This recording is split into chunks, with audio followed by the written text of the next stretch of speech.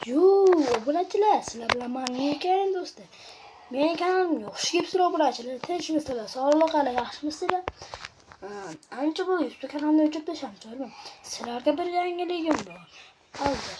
Men raqam turgan bu narsalar nima deb o'ylayotgan bo'lsalaring kerak hozir. Hozir nima? Hozir videoni to'g'ri. Mana tayyor. Obunachilar ko'ribsizlarmi? Mana shu nimaligini?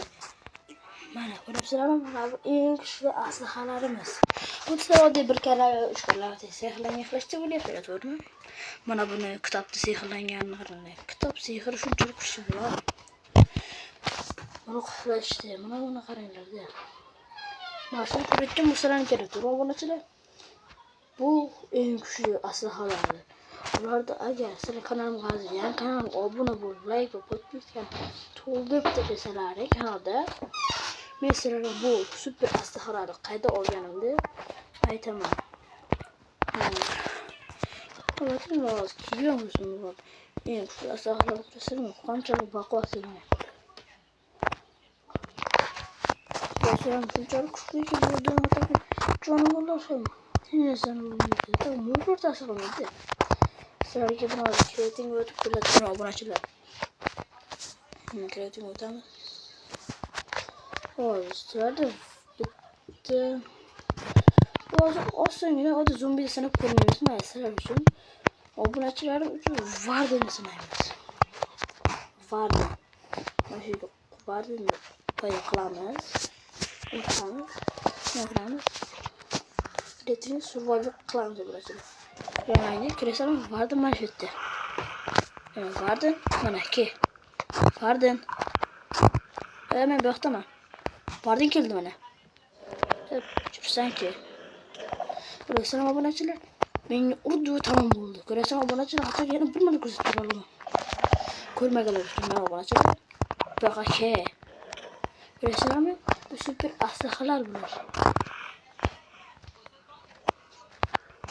Bu sanki. Ko'rasizlarmi obunachilar?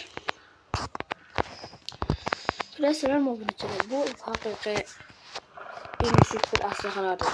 Mana uramiz. Darrov uradi.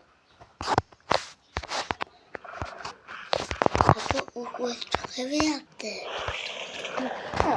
Yine bir mesela okumadı oldu. Vardığına göre eğer maşık kanalda neyse. Vay yuvasılar mi? Maşık kurulda kayda olgan sırayla koşup bir ama. Birinci sıra like ve подписки tutup da şimdi. Bu maçı neyse sırayla top benim şu modem hemen sen ya. Sıra onu like ve подписки ayamayla. Biraz sonra bu yana bir martı. İlk de bakmışsın söylüyorum. Aman. Şey var.